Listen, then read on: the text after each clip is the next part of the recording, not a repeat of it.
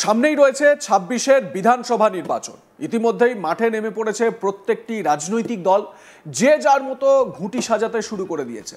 ইতিমধ্যেই একের পর এক মাস্টার স্ট্রোক কিন্তু দিয়ে চলেছেন মমতা ব্যানার্জি। যেমন এই আমার পাড়া আমার সমাধান, তাই না? এটাও কিন্তু মমতা ব্যানার্জির একটা মাস্টার স্ট্রোক বলে মনে করছেন রাজনৈতিক বিশেষজ্ঞরা। এবার আরো বড় একটা বিষয় সামনে এসেছে। কি বিষয়?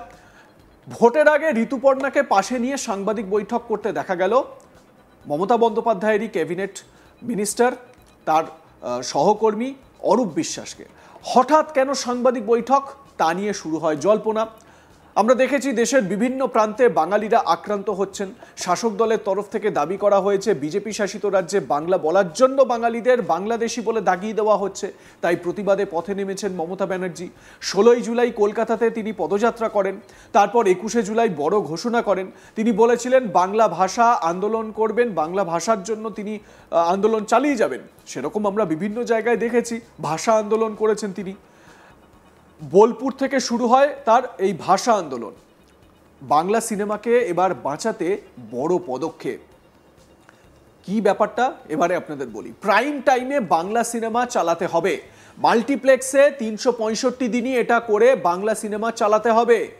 অর্থাৎ বাংলা সিনেমাকে উপেক্ষা করতে পারবেন না মাল্টিপ্লেক্স মালিকরা বা বিভিন্ন হল মালিকরা, সিনেমা হল মালিকরা। অরূপ বিশ্বাস রাজ্যের মন্ত্রী কি বলেছেন এই বিষয়ে শোনাবো আপনাদের, শুনুন।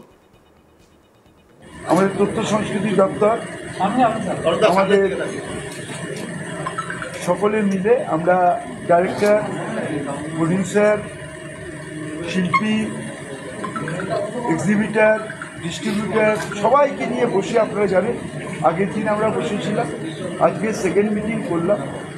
আমরা সরকারের তরফ থেকে আগে আমাদের এখানে প্রাইম টাইম ছিল ১২টা থেকে রাত ৯টা, দুপুর ১২টা থেকে রাত ৯টা।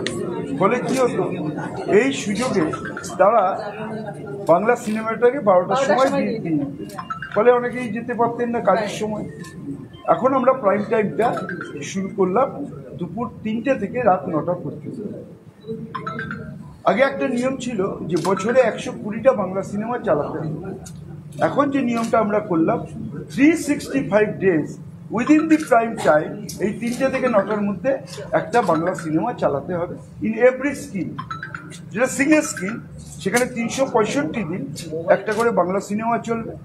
যেগুলো মাল্টিপ্লেক্স, সেই মাল্টিপ্লেক্সেও ৩৬৫ দিন চলবে। যে মাল্টিপ্লেক্সের দুটো স্ক্রিন আছে সেখানে 365 × 2 730টা শো চলবে বছরে।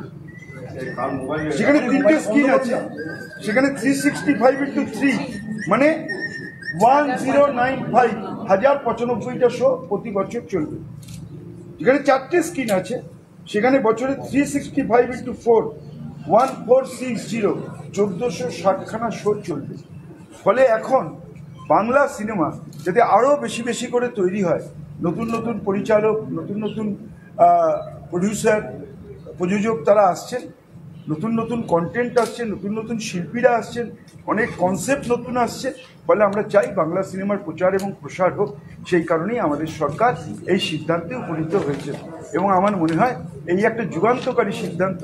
এতে বাংলা সিনেমা অনেকখানি জায়গা করে নিতে পারবে। এমনি আমরা ভারতীয় চলচ্চিত্রে সব জায়গায় বাংলা সিনেমা ছেয়ে থাকে, তার প্রভাব, তার কাজ, তার চিন্তা, তার ফটোগ্রাফি, সব দিক থেকেই আমরা এগিয়ে রয়েছি। কিন্তু আরও বেশি করে বাংলা সিনেমাকে এগোবার জন্য আমাদের সরকার, আমাদের মুখ্যমন্ত্রী এই সিদ্ধান্ত নিয়েছে। নিঃসন্দেহে খুব সাধুবাদ জানানোর দরকার এই ধরনের সিদ্ধান্ত।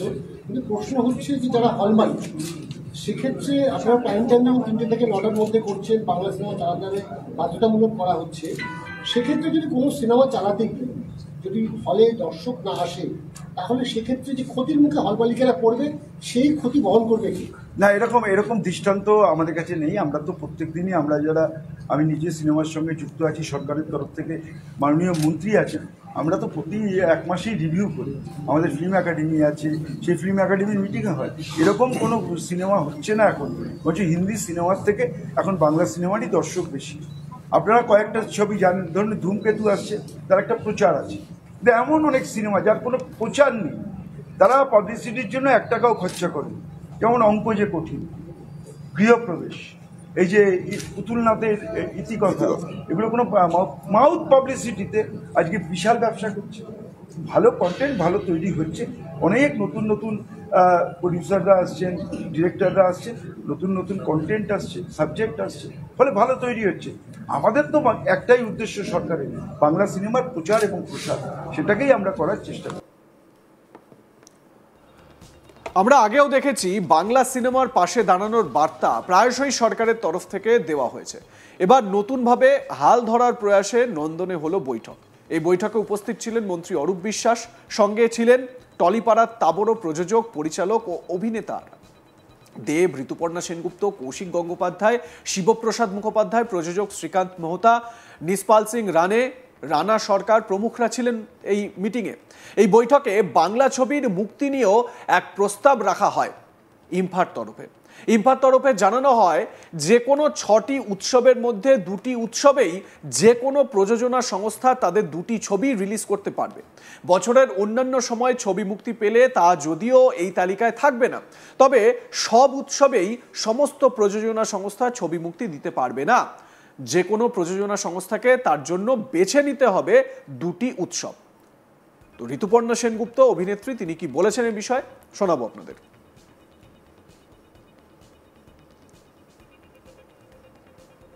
তো আমি নিজে খুব ইন্ডিপেন্ডেন্ট ডিরেক্টর প্রডিউসারদের সাথে কাজ করি, ফলে আমার কাছে খুব ইম্পর্টেন্ট ডিসিশন এটা, যাতে আমি আমার প্রডিউসারদের বলতে পারি যে তারা ফিয়ারলেসলি সিনেমা বানাতে পারেন। আজকাল সিনেমা বানানোর মধ্যেও একটা ভয় কাজ করছে যে তারা ঠিকমতো সিনেমাটা রিলিজ করতে পারবে কিনা, ডিস্ট্রিবিউটেড হতে পারবে কিনা, তারা তার থেকে কিছু রোজগার করতে পারবে কিনা। এমনিতেই আমাদের অনেক রকম কনস্ট্রেন্ট আছে বাংলা সিনেমার। তো আজকে যদি একটা ডোরটা ওপেন হয়ে যায়, this is a very good news. আপনি বললেন যে সিদ্ধান্তটা একটু লেটে হলেও ঠিক হ্যাঁ, নিশ্চয়ই। লেটটা হলো কেন সেটা তো বলতে পারবো না। আমি এটা নিয়ে অনেকদিন ধরেই কথা বলছিলাম এবং অনেকেই চেষ্টা করছিল। হয়তো আমাদের এই অবধি পৌঁছাতে হয়তো একটু দেরি হলো, কিন্তু যেটাই বললাম, যে কোনো সিদ্ধান্ত, ভালো সিদ্ধান্ত যদি যখনই নেওয়া হয় তার পরবর্তীটা নিশ্চয়ই ভালো হবে। তো আমিও নিশ্চয়ই আশাবাদী এই ব্যাপারে, কারণ আমি শুধু না, আমার মতো সবাই ওয়েট করছে এই ভালো সিদ্ধান্ত। যেহেতু আমি নিজে খুব ইন্ডিপেন্ডেন্ট ডিরেক্টর প্রডিউসারদের সাথে কাজ করি, ফলে আমার কাছে খুব ইম্পর্টেন্ট ডিসিশন এটা, যাতে আমি আমার প্রডিউসারদের বলতে পারি যে তারা ফিয়ারলেসলি সিনেমা বানাতে পারেন। আজকাল সিনেমা বানানোর মধ্যেও একটা ভয় কাজ করছে যে তারা ঠিকমতো সিনেমাটা রিলিজ করতে পারবে কিনা, ডিস্ট্রিবিউটেড হতে পারবে কিনা, তারা তার থেকে কিছু রোজগার করতে পারবে কিনা। এমনিতেই আমাদের অনেক রকম কনস্ট্রেন্ট আছে বাংলা সিনেমার। তো আজকে যদি একটা ডোরটা ওপেন হয়ে যায়, this is a very good news. এই বাংলা সিনেমার প্রচার এবং প্রসারের ক্ষেত্রেও কিন্তু বাঙালি অস্মিতাকে জাগিয়ে তোলার একটা জায়গা বা বিষয় কিন্তু রয়েছে। তো আপনারা কি বলেন, এটা মমতা বন্দ্যোপাধ্যায়ের একটা মাস্টার স্ট্রোক কিনা? জানাতে ভুলবেন না। দেখতে থাকুন আজ তাক বাংলা, সাবস্ক্রাইব করুন আমাদের ইউটিউব চ্যানেলটি, বেল আইকন প্রেস করুন নোটিফিকেশন পেতে।